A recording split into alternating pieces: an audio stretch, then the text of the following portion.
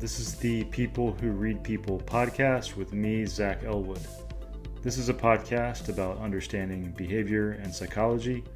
You can learn more about it at behavior-podcast.com. There's a guy in New York City named Don Templeman working on a news site that might just be the future of journalism. A complete rethinking about how news should work. A new paradigm, at the risk of using an overused word. You might make an analogy to Bitcoin and cryptocurrency. Just as that is an entirely new way of thinking about money and an attempt to make currency trustless and decentralized, this is doing the same thing for journalism. I'm a little hesitant to use that analogy because so many people have a negative view of cryptocurrency, or maybe don't understand why so many people see it as exciting. But leaving aside your views on crypto, the important part is that this is a dramatic reimagining of our news system from the ground up. Don Templeman's project is called Amula, which you can find at amula.com. That's AEMULA. Don thinks it's possible that he's creating the newsroom of the future. And after meeting with him and talking to him about the news system, the news ecosystem, and about technology and about politics and polarization dynamics, I think it's possible he's right. I'm impressed with Don and think he's onto something very big and very important. I think he has a lot of smart ideas, and I think no one else is doing what he's doing. Taylor Dotson is the author of The Divide, which I think is one of the best books about American polarization. Taylor also expressed his support for Amula, saying, Don Templeman is laying the foundations for a trustworthy informational environment at scale. The digital newsrooms of the future will look something like Amula. I wanted to try to instill in you some of the excitement I had on learning about Don's work. You'll like this episode if you're interested in better ways of doing news and journalism, or if you're interested in how blockchain technology can be used to create healthier social incentives, or if you're curious to know why people are excited about blockchain technology and why so many see it as a game changer with broad applications in many industries. If you didn't already know, I've written 2 books on polarization. And for the last 1.5 years, I've been working on that pretty much full time with some nonprofits and doing my own work, like with my Substack and my podcast and various interviews and writings. I myself focus on cultural change as a way to improve things in these areas, as opposed to systemic changes. It's not that I don't think systemic changes have their place. It's just that I think most systemic changes are unlikely to succeed because we're so polarized that we'll never agree on making those systemic changes. For example, let's say that we were 100% certain that ranked choice voting would lead to less polarization and discord, which is not certain. Many people would disagree with that. But let's say we were certain. I don't think we'd ever see Republicans and Democrats get on the same page to pass something to change things in that area. I think toxic polarization leads to us becoming polarized over pretty much everything of significance. So even if theoretically many people supported something and were in agreement, as soon as a Democrat or a Republican leader becomes associated with that idea, we'll likely become polarized over it. That's just what polarization tends to do to us. It makes us fight over stuff in unreasonable ways.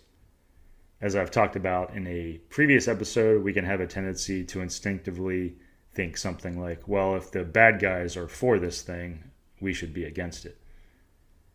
So that's one of the reasons I focus on cultural change, trying to arouse a general demand for less contemptuous and toxic ways of engaging. I have a past episode where I talk with David Foster about cultural change versus systemic change. David has worked on proposing changes to media and news systems. And again, to be clear, I'm not saying that systemic change focus is a bad thing or a waste of time. I think we need people thinking about all these things. I just personally think that there's a lot of low-hanging fruit in the cultural change area, and we need more people working on that.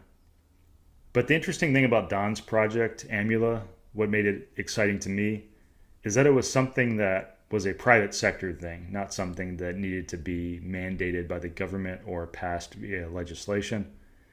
And so if Amula became successful and became used by millions of people eventually, it could really shift incentives and change the culture without anyone ever being able to say this was forced upon us or that it was associated with one side or the other.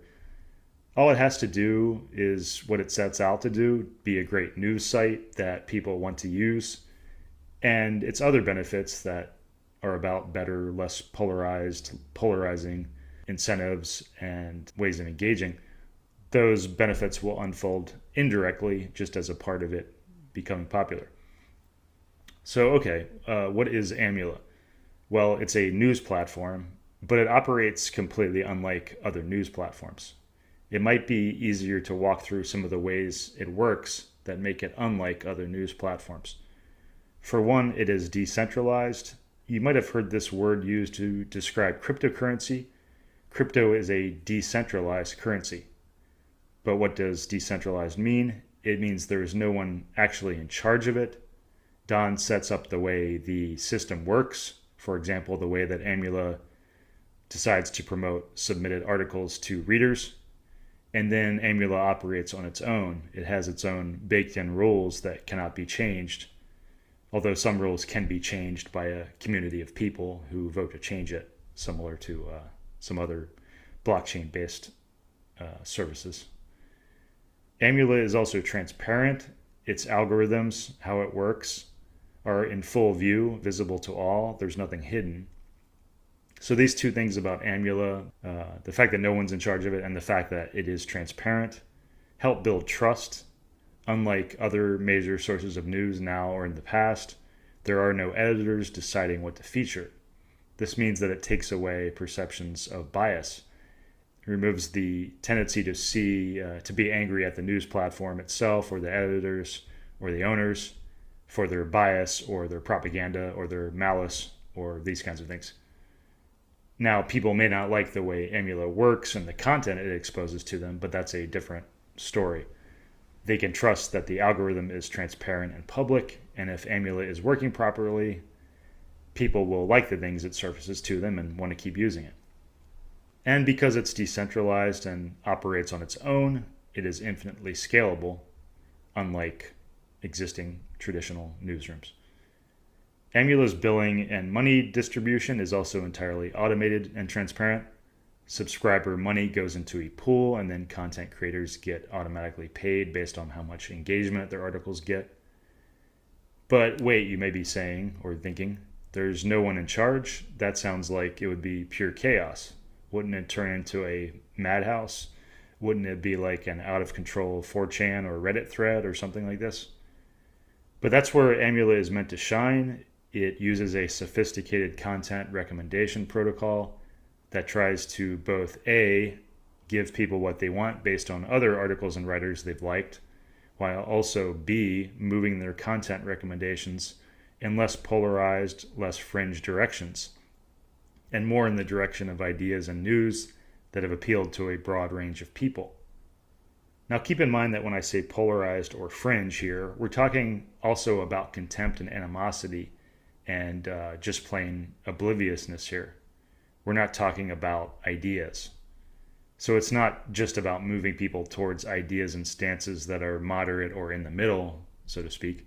It's about moving people towards less contemptuous takes and coverage that understands and respects a broad range of views, that is not oblivious to the ways that many people see issues and see stances. Another way to understand this is from the journalist perspective, the view of someone who submits an article to Amula. Because of how the algorithm works, that journalist or pundit will have an incentive to try to speak to a broad range of people, as opposed to just people on one political side, as opposed to just venting to and speaking to one's allies. The algorithm creates the incentive to try to reach more people and be more persuasive. I think that's what's exciting about Amula. It is meant to create a self sustaining, infinitely scalable system that has much healthier, more social, less polarized incentives than our current news ecosystem. If it were to become popular, it could create a seismic shift in how people create and consume news. It would give power to journalists and pundits who take more respectful, less polarized, more nuanced approaches. It would lead to less polarized, hateful discourse. It would lead to more nuanced discussions. It would lead to more creative compromises becoming visible. As I said, I don't often get excited about ideas for changing the system, but I'm excited about Don's project. I recommend you sign up to Amula on the main site, which is amula.com. Again, that's AEMULA. And I recommend that you also sign up for the Amula Substack, which is at amula.substack.com. Okay, here's the talk that I had recently with Don Templeman, founder of Amula. Hey, Don, thanks for joining me. Yeah, thanks so much for having me on. Always a pleasure. Oh, yeah, my pleasure.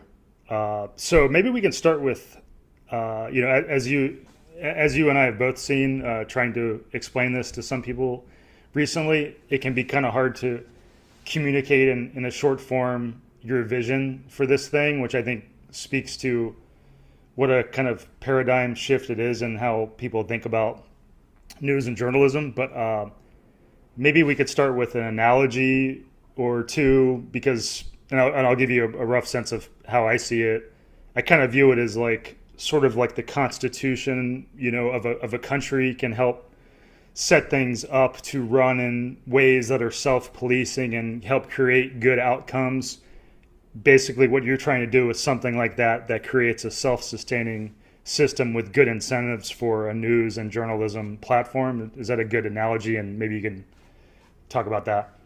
Yeah, exactly. That's what we're trying to do is set up a ecosystem and incentive structure with rules that allow writers to go out and produce high quality independent journalism and readers to be able to consume it and know that they can all trust that it's a credibly neutral platform, it's a high trust environment. And with constitutions, that's essentially when they're using countries, what the intent of them is.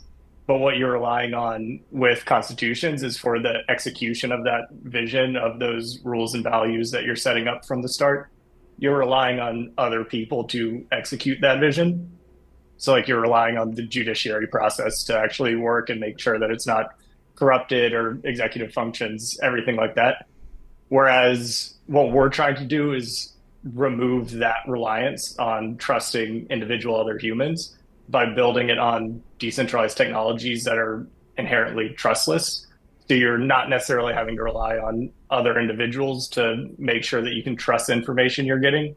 You can see that, like, this is a program that is running, that there isn't any way to have a malicious act or outside influence try to censor or push specific narratives. You can just join the ecosystem. It's open to everyone, and everyone can rest easy that everything is running according to the rules that we've all accepted. Yeah, I think that's where people, especially people who aren't that familiar with, blockchain or decentralized structures, some people can struggle with this because I've seen, when I was explaining this to some people, I think a lot of people will think like, well, somebody's got to be in charge of these, editorial decisions or what we promote or what articles get promoted. But the maybe you could talk a little bit about what the decentralized technology really means, and I guess an analogy for it is sort of like Bitcoin or other cryptocurrencies create a self-sustaining or self-policing system that works on its own. That's what you're trying to do for journalism, right? Absolutely. And I think the Bitcoin analogy is good because it provides like a simple structure that you can use to start to understand a lot of the mechanisms that we're using, where we're building Ethereum or building Amula on Ethereum. And so with Bitcoin, it's a digital currency. And traditionally, with currencies throughout human history, what you're relying on to be able to transact and make sure that no one is kind of creating their own bank balances, no one's printing their own money, is you're relying on trusted third parties. So these are institutions like banks or governments or federal reserves that are maintaining the currency system. And what Bitcoin is doing for currency is they're removing that trusted intermediary and saying that you can trust this digital protocol where everyone is coming together and collectively agreeing on the state of the protocol, essentially like the transactions that are happening, everyone's bank balances, so that we can all go and transact freely without having to rely on banks or governments or middlemen. The same thing is happening with Ethereum. And what they're trying to do is create a world computer, essentially one computer that everyone can come in and work with. It's essentially a network. So when you think of traditional corporate internet platforms, when you think of Facebook or Substack, these companies are running their platforms on their own servers that they fully control. So Facebook they control the gates. So they can say who has access to Facebook. They can delete posts on Facebook. They can change the algorithms that Facebook is running and using to create your feeds for you because they fully control it. Whereas if we build a protocol on top of Ethereum, no one inherently controls that computer that we're using to run this program on top of. So no one controls who has access. No one has the ability to remove content or censor content. So everyone is able to come and contribute freely and work together to collaborate with this shared mission, which is essentially the protocol that we're putting together for Amula is specifically a protocol for producing and distributing independent journalism. Right. So anyone can submit content to it. The system automatically promotes content to people that it thinks will be interested in that. And maybe we could talk a little bit about, because I think a lot of people are hearing that, they're like, well, nobody's in charge. It's just going to devolve into madness and chaos. And, we've seen how these things can play out. So, Yeah. so maybe you could talk a little bit about, how you're making how the algorithm is promoting content and how you're trying to reward people that speak to a broader range of people to try to break the usual incentives for kind of like speaking to bubbles and such. Yeah. I'll start very high level because I think curation is such an important aspect of news and just interacting with information online in general, because we're in such a digitally interconnected global society where most people feel like they have some pulse on what is going on globally. But when you think about your worldview that you've created, you really are only able to create it either based on stuff that you've directly experienced in your own life, which is a very small subset of that information, and information that has been reported to you from third parties. And in most cases, this is third parties that are strangers to you. These are news reporters, people in different countries reporting the news, people on social media that are sharing posts.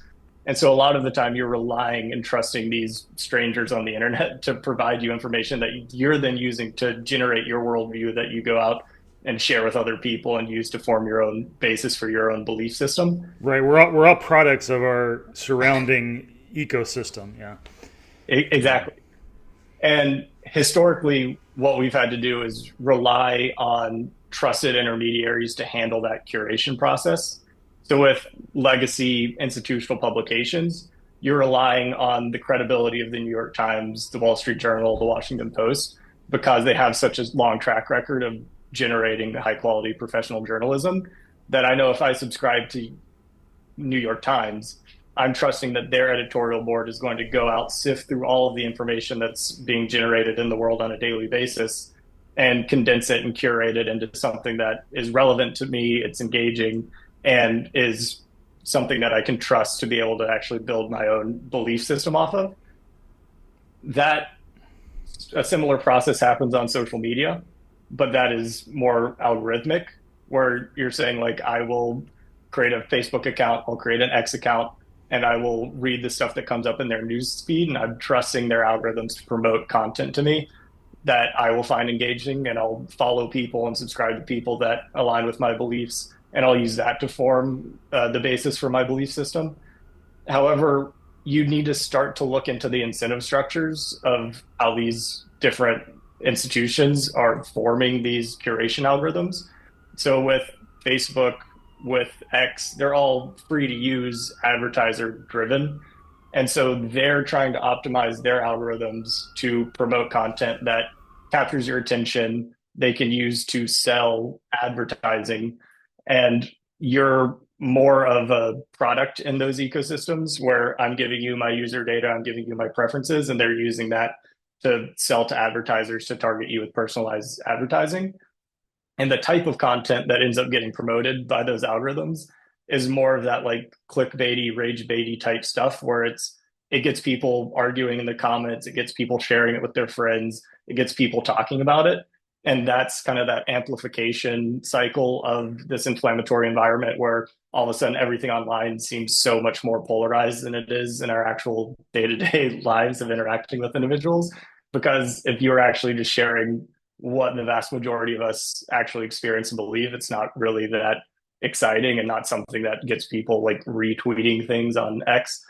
So what we're trying to do is create a different incentive structure with the algorithms that we're using to curate content. Because if we're not relying on an editorial board to go out and cherry pick articles, we're going to have to rely on algorithms just given the vast complexity of all the information going on and being generated on a daily basis.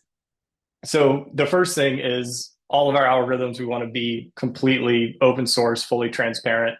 Anyone can come on and see like, why am I seeing the content I'm seeing? Writers can see like, what are the goals I'm trying to hit with how I can receive larger promotion for my content work on the platform. So everything needs to be completely open source.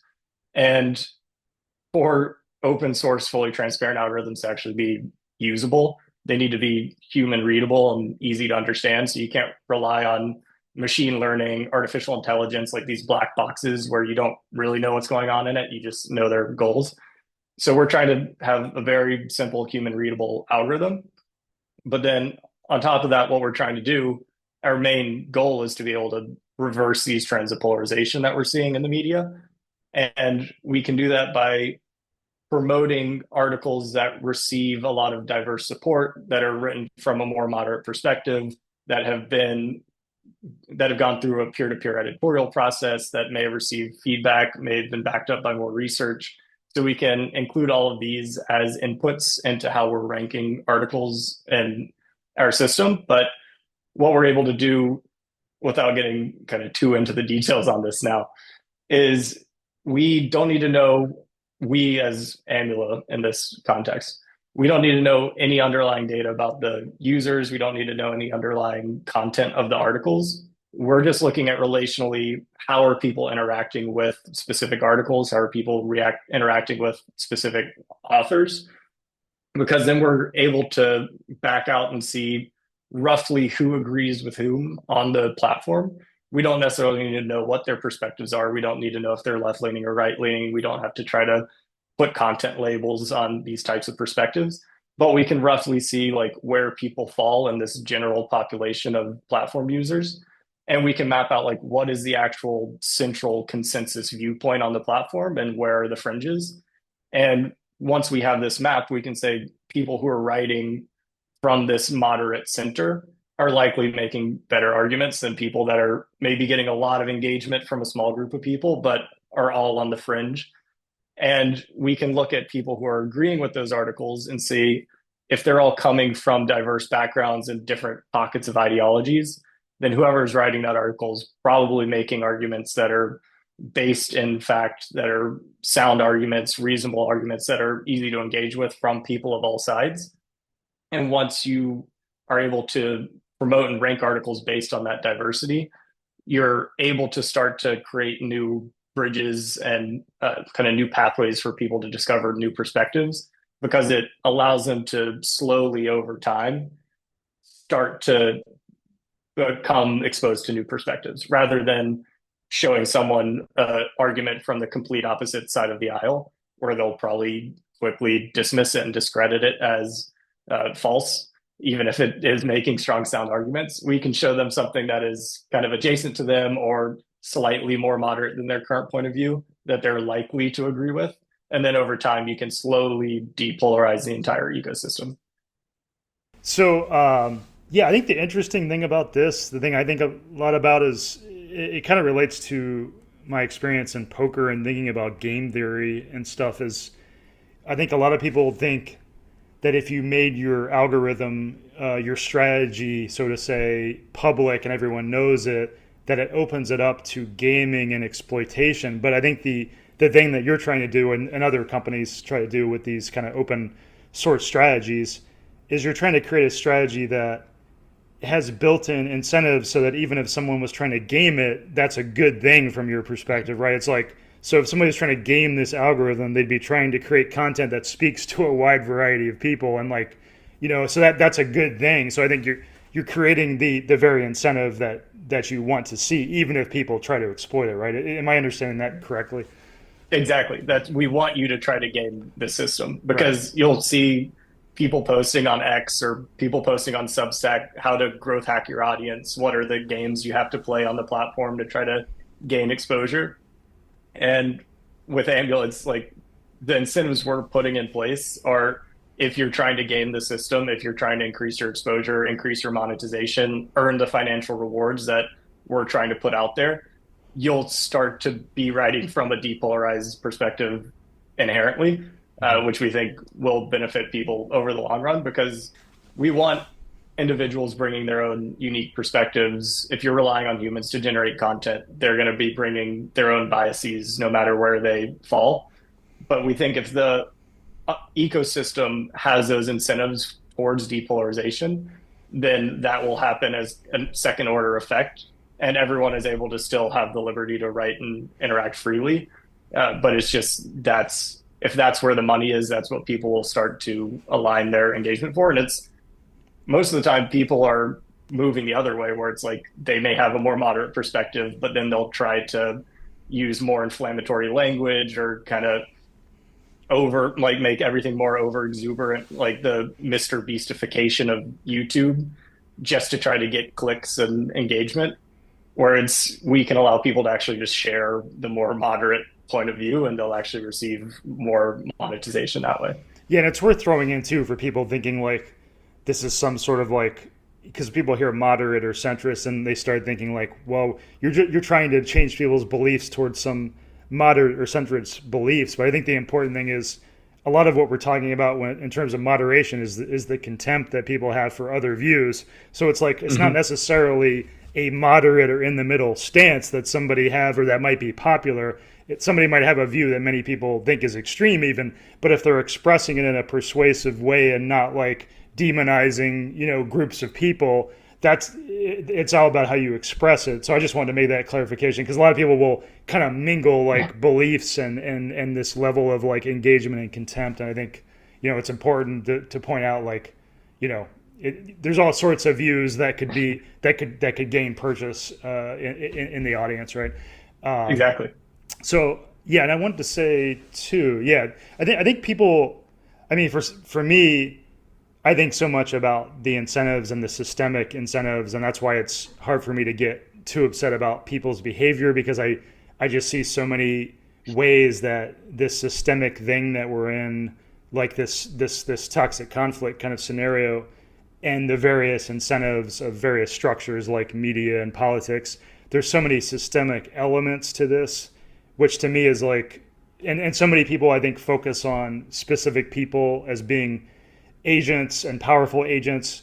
For example, they might say like Fox News or MSNBC are making bad decisions and polarizing us. But I think it's important to see that they are part of a system and they are playing by the rules of that system. And they are, whether they know it or not, there's various, range of people trying to specifically rile people up or they're just biased or actually believe what they're doing.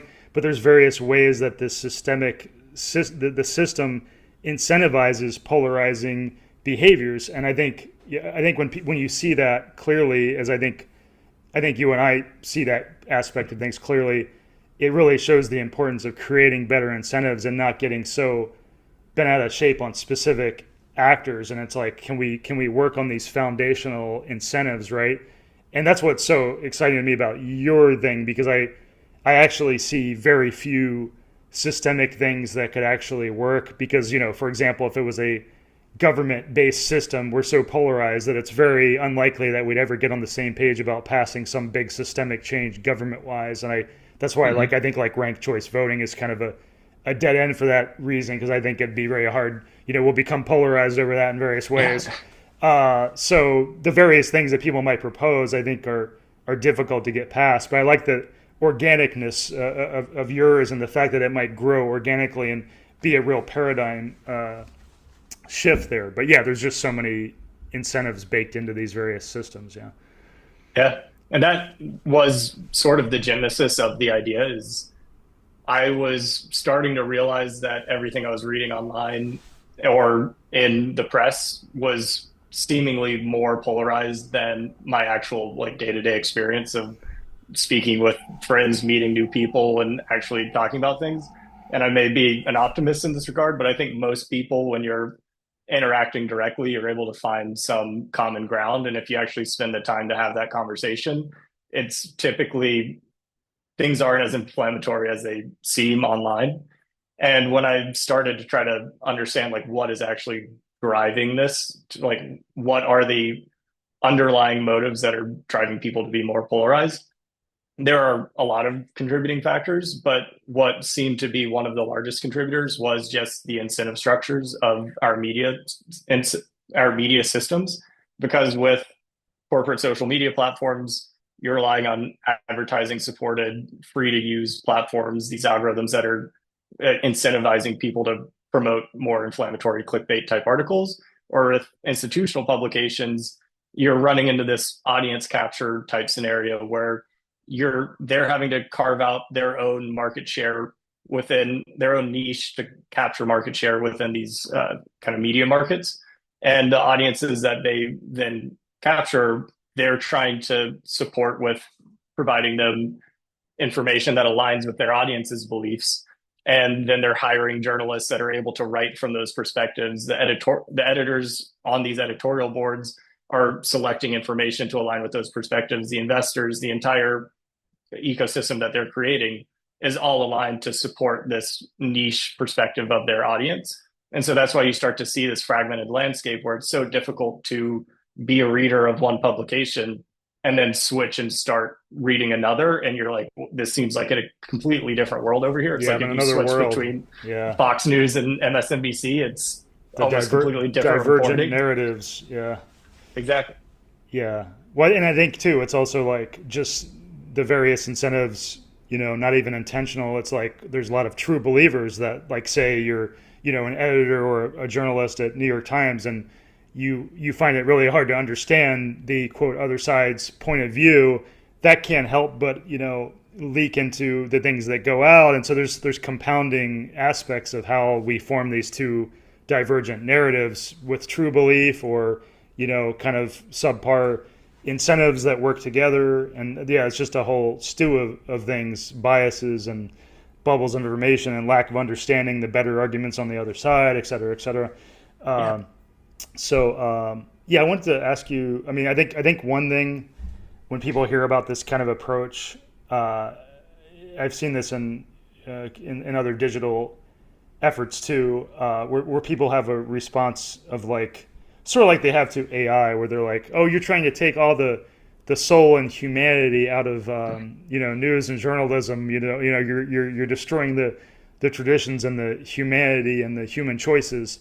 But I think that's lacking, not seeing what your vision would be. Maybe you could talk a little bit about what you see that kind of argument is missing.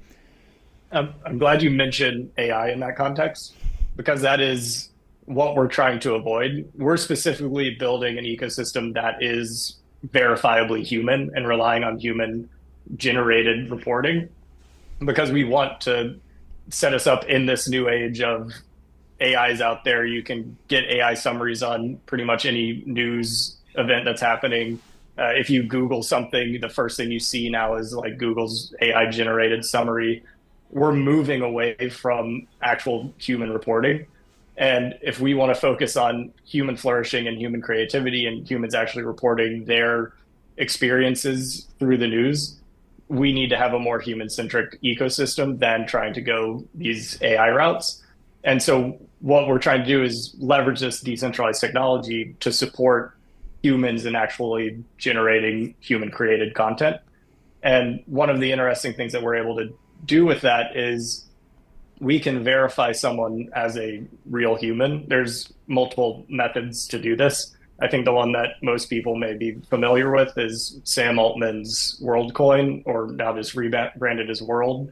I don't know if you've seen it. It's the one where you scan your retinas and then you get a proof that you're a real human. A lot of people have issues with scanning their retinas, how that data is used, but there are multiple different methods that you're able to, on your own device, prove that you're a real human, and then use that proof without giving up any underlying personal data. Just say, this is my account. I'm a real person. I'm not a bot. I'm not an AI. And we can verify, we can use that proof as verification of our users that they're real people. And so what we're able to do is we're able to assign a higher reputation to people who have verified as being real humans and not AI bots. And so as we start to see more and more prevalence of AI agents operating online, we're already seeing it on X, where there's a bunch of autonomous AI bots that are posting. Even on other platforms like Farcaster, if you're familiar, people are already complaining about like getting in arguments with someone and then realizing that it's actually just an AI bot that they're arguing with. We can start to verify that like we are a fully human-centric ecosystem, so that when our readers log in, they know that like, oh, I'm reading a real news report that was generated by an actual journalist, and I can trust that this is real information and not something that is being spouted by some AI bot. Yeah, that was one of the misunderstandings when I told someone about this just yesterday. They were like, "Oh, Yeah, it'll be some AI kind of parsing of the, they thought it was using AI to like parse different viewpoints and do something in the middle." But so yeah. that's another common, misunderstanding. It's Uh, actually the just one quick point. It's we're trying to do the inverse of that. I think a lot of companies are trying to skew towards like how can we leverage AI in our platform, because that's the hot buzzword and kind of like venture capital at the moment, or if you're trying to raise money or hire people.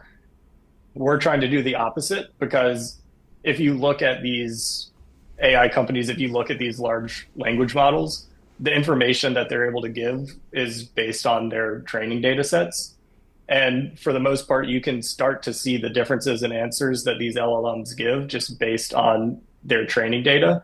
Like, for instance, Google's Gemini is based on Google index sites. You have Perplexity, which is based on, they got in that massive scandal with having indexed New York Times paywall articles. And so New York Times was suing Perplexity for that training data. OpenAI has had access to now Microsoft's like GitHub, so they have all of these code repositories. So different LLMs have different answers just based on the training data sets. And it's really just shows that AIs are in their current iteration are just ways to collect data and summarize it for people who are giving these prompts. But for them to be able to fully understand the human world, like stay up to date with current events, they need some way to determine like what is high quality, relevant information. yeah. And so if we're able to provide, hey, we have this platform, it's all content that's generated by people that we've verified as humans, it's gone through this robust moderation protocol. We understand like the context of this is a more widely considered accepted true belief, whatever this article is. We can use that to provide it to LLMs as a basis for fundamental training data, Mm. so that they can actually be better at summarizing and giving us better context in our daily lives. So they're more powerful tools. So we're more trying to create a fundamental training data layer for AI systems rather than using AI systems to help curate content. Yeah, I mean, if you're successful at this, there's just all sorts of ways that you could use, what the content that's marked as high value or persuasive to many people. There's so many ways you could use that in other ways. Yeah. Absolutely. And the important thing, like I mentioned with the New York Times and Perplexity, and how Perplexity was using unlicensed articles from the New York Times, what we're able to do, since we already know the verified owners of all of the content, and we know that they own the copyright of that content, they can then have the full freedom to say, I want to license my content to LLMs. We can facilitate that for them and then pass through the payments directly to the authors as the owners of the actual underlying content, which is much more difficult to do in a centralized experience. So like if you're on Facebook, or if you're on X in your user terms, you're pretty much signing off that like anything I post on X, I'm agreeing to just let be ingested by Grok on X as its training data. We can say that anything you're posting to Amula, you now have full control to determine if you want this to be licensed. And if it does get licensed, then you get paid. And so you're compensated for actually giving this information to be used as training data. Very cool. The other thing I can imagine people objecting to for this, which is just kind of a subset of how people object to depolarization and bridge building type work is, and there would be different ways this would show up on the left and the right, but there'd be an objection of like, you're trying to control our thought, you're trying to, bring our, create some system to make us more moderate, in a political middle of the road way. But I think I'll just give my reaction to that, and you can respond to it, because I think that what that misses is that this is trying to create a system that brings out the best of humanity. It's not one way or another. We're going to be controlled by the things around us, and this is creating a system that's trying to bring out the best of humanity and to prevent us from becoming into these divergent narratives where we have so much contempt for each other. So I think it's not trying to control people, because at the end of the day, you're going to react to the things you react to on that platform and be shown things that correspond to what you like, even if it recommends some other, things it thinks you might also like that are a little bit more, depolarized. So I think the counter argument is like, no, it's not trying to control you. You can use the system however you want. If you don't want to use the system, obviously you can go use another system. It's still a free world, but the goal is that it gives many people what they want, right? Yeah, Yeah. that we don't want to control everyone and like bring their perspectives into the center. What we're more trying to do is create a more accurate representation of what people's actual viewpoints are. Because I would argue that on corporate social platforms, they're more doing a worse job of pulling you more towards the fringes. Like if you just create a new account on Facebook or X and you go and you start interacting with data or posts, you'll start to see how you start to get recommended down these pathways towards radicalization. And they've Oh actually yeah. done studies on this on TikTok and YouTube, like how quickly do you get pulled into these more like radical fringe belief systems.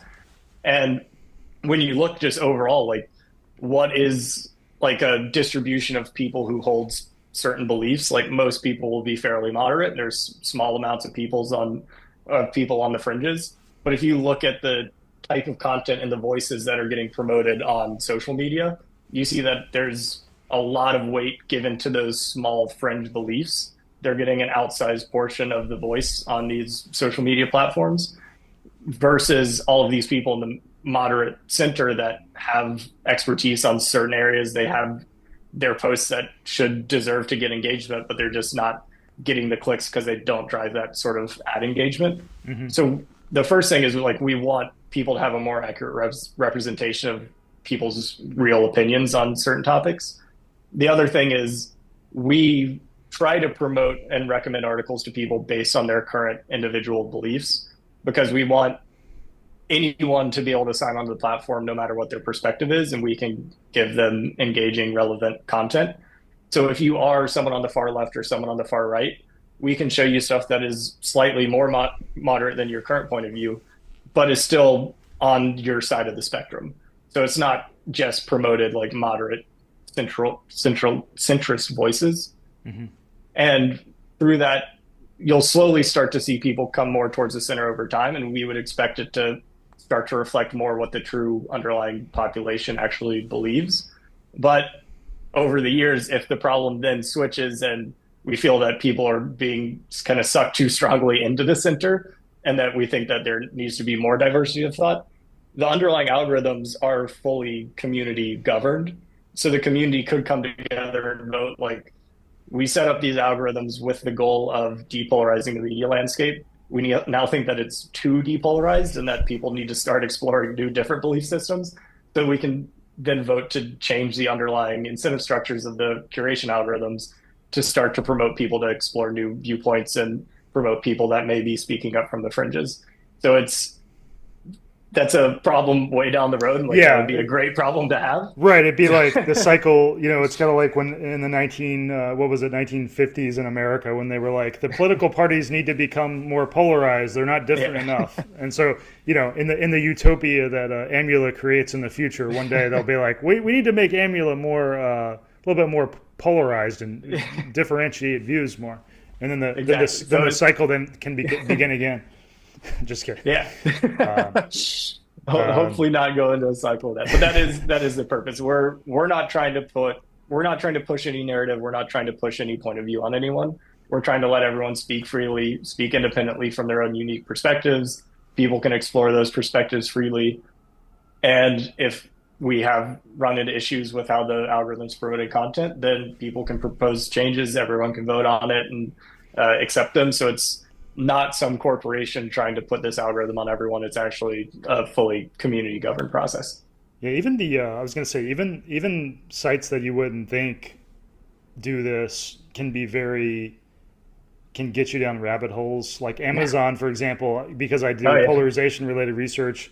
I was buying a few books about conservative Republican views for research, and all of a sudden I was getting recommended like election denial books and Yep. like liberals are garbage humans books. It's like Yep. just very quickly, and it's like that's interesting, but it's understandable why that works. It's like even if they don't want to do it, that's just kind of fun naturally how the organic incentives tend to work. Yeah.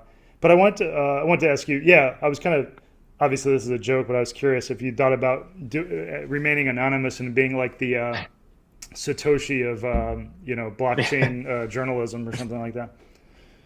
I I mean, I will say, like, I was never planning to be anonymous, but I will say, like, there is merit to the anonymity behind Satoshi Nakamoto, and really, like, that helped to kind of create more allure and Mystique. everything about Yeah, it. the But yeah, mystique.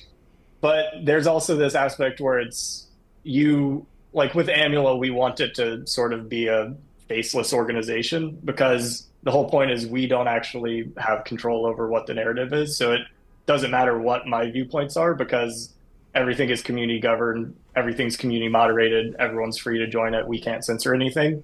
So it doesn't really matter what my beliefs are. So there is some merit to being like, I'll stay anonymous and Amula can just be this faceless organization. It can just be a foundation that helps support this without having anyone worry that like my beliefs or biases are affecting the platform. But I think it's also everything's open source, everything's fully transparent. So you can also just go in and see that like I verifiably am not able to go in and start to make changes or censor the platform. Once we have fully launched our community governance protocol, I will say we're very early on in the process. That it's a small kind of like early testing phase of Amula, so it is still fairly centralized, just given the size of the community. But we're building in programmatic breakpoints, so as the community grows and reaches certain diversity metrics, more and more control gets passed off to the community to a point where I no longer have any ability to control sort of Right. how it's operating. Right. Gotcha. Yeah. Yeah. Yeah. There's trust involved in the transparency and the fact that nobody's pulling the strings. Yeah. Yeah. So I was gonna switch to more blockchain kind of related questions because those are Yeah. just some things I've wondered on my own, and I figure some other people might wonder them. So I've always been a little confused about what makes blockchain so special because I've seen some people say like, oh, it's just a ledger, an append only ledger where you can only add to it and not edit or subtract it. But and theoretically, that's a kind of form of ledger that already exists. But maybe you could talk little bit about what is so exciting about blockchain, what I'm missing there. Yeah. I think it helps to try to stay like fairly abstract in general about it and building an understanding. But like how I view what the underlying blockchain technology does is it really facilitates coordination among individuals at scale without having to rely on trust of other individual parties. And that's done through consensus mechanisms. So really what blockchain means is it's a data structure of you have a block of data and everyone through this consensus mechanism agrees that everything in that block is a valid transaction. There's nothing nefarious going on. We all agree that we all accept that this is the current state of our ecosystem.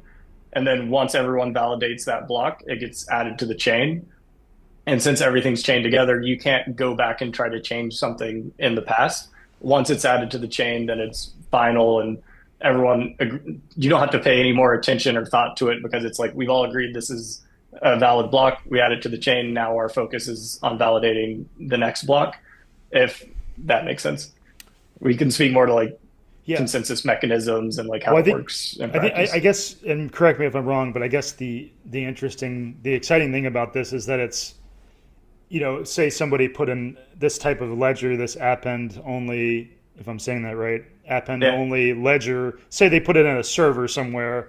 Like the Mhm. difference is that that would not be trustworthy because somebody, whoever owns that server, could go in and change it, right? Whereas this is creating a network based reality, a system that cannot be tampered with because the community agrees on it, right? Am I understanding that Yeah. correctly? Yes. So it's the network as a whole. So like we'll use Ethereum and we can use Amul in this example as well. But the community as a whole has a universal state. So we're all working off of the same computer essentially. Mm-hmm. So it's not like you have some state of the network and I have a state of the network and like we can go do our own things. It's like we're all coming to a consensus and agreeing like this is the current state. It's almost like a That dispersed server in a way. It's like a exactly. abstract server that's distributed. Yes, Yeah. that's the perfect way to think about it. And like this state, like what we're all agreeing on is essentially any interaction that you would do on a traditional server. Like I can go in and I can write data, I can read data. And what we're all agreeing on is like no one went outside of the guidelines of any program that's running on the system. No one deleted something accidentally. No one is trying to write data that they're not able to. No one's able to like spend money that they don't have. So we all agree that everything that occurred in this block is a valid interaction, and then we can add it to the chain, and now this is added to this universal state that we're all working off of. But I realize that like transactions, interactions, data, like it's all kind of abstracted away, and it's difficult to like understand like what is the importance of this. So in the context of Amula, if you're a writer writing to Amula and you publish an article, your authorship of that article and that article's existence is stored in the data of the Ethereum network, that Ethereum virtual machine, that distributed server that everyone's working off of. And so if we want to be able to verifiably say that you're the owner of this data and prove that you own that article, we don't want anyone going in after the fact and deleting your article off of the server. We don't want anyone going in and trying to like censor your perspectives by saying like, oh, we're actually going to take those articles down. So that's like once you publish an article, everyone agrees that like you are now the owner of the underlying data of that article. And now once it's added to the chain, you can rest easy knowing that you have full ownership of your own underlying data. Right. Yeah. And the exciting thing about all this is that, as we've seen with cryptocurrency, even though it's in its beginning stages, it gives an example of how a well-created system that catches on can really change incentives and change behaviors, which is what Mm-hmm. you're trying to do for journalism. But I think the exciting thing, that the thing that excites people, is how you can create these systems that have their own life and really change incentives and change real life behaviors and change how people interact. I think that is exciting. Yeah. Exactly. It's everything is self-executing, so you're not having to rely on trusting an intermediary, and that's the beauty of it for journalism specifically is when you look at what creates like a credible, trustworthy journalistic environment, you need it to be censorship resistant. You need to be able to trust that there's not outside influence. You need to make sure that no one's manipulating the narrative. And you want to make sure that you can track people's reputations, that no one's creating some massive piece and like misinformation campaign and it gets taken down and then they just go and create another account and do it again somewhere else. We can verify that you're a real person, your reputation will be tied to whatever you write going forward. If you try to spread misinformation, then that damages your reputation. You now have to work to build a track record of high quality content to work your way out of that. And so it just creates this high trust environment where you're not actually having to rely on people saying like, "Oh, trust me, I'm going to work in your best interest," because like while that's all well and good, there's so many powerful incentives behind controlling and manipulating media narratives that any weakness will always be exploited no matter what. Like we've seen this with the New York Times, like in 2004, when there was the NSA surveillance story that they were pressured by the government to not post until after the election. So like we've seen that with the New York Times, which you would trust. We've seen it with Facebook throughout COVID when they were pressured by the government to suppress stories on COVID lab leak theories and everything. And then it came out after the fact that they were actually being pressured by the government to censor content. And we've seen it with X, where Elon buys X and says that he wants to support free speech, but then immediately gets into a free speech legal battle with Brazil over them trying to censor moderate content. So and we've also seen it with Substack when people were sharing like Nazi type articles and they were not trying to censor it because they said they were supporting free speech. And then everyone says, I think we can all agree that this isn't something that we want to be sharing here. And so anytime there is that point of weakness, it will be pressured. And so what we're trying to do is remove that point of weakness entirely. Right. And say, we can't go in and censor. I'll say there's a moderation protocol. So if someone is sharing Nazi beliefs that are harmful content, it can be taken down and removed by that moderation protocol, but no one can go in and actually censor underlying narratives. So even if the government wanted to come in and say, we don't want you posting this story, you can't really come to Amula and ask that because we don't have the ability to control that. Mm-hmm. Well, this has been awesome. Yeah, thanks for joining me, Don. Anything else you'd like to add? No, I think this is great. Like, I always appreciate any opportunity to talk about Web3 and Web3 and journalism specifically, and no better person to do it with than you, just given your experience in the space. So, I mean, your support and the invitation to come on definitely means a lot. Thanks, Don. Okay, talk to you later. That was a talk with Don Templeman, creator of Amula. Sign up for it at amula.com or for the Substack, amula.substack.com. And again, that's AEMULA. If you enjoyed this talk, I have related episodes in the backlog. For example, I have a talk with Isaac Saw, creator of Tangle News, about polarization in the news and about how he sees Tangle News as trying to reduce polarization. You can see episodes and best of compilations for my podcast at behavior-podcast.com. You can check out my polarization-related books and other work at american-anger.com. Thank you for listening. Music by Small Skies.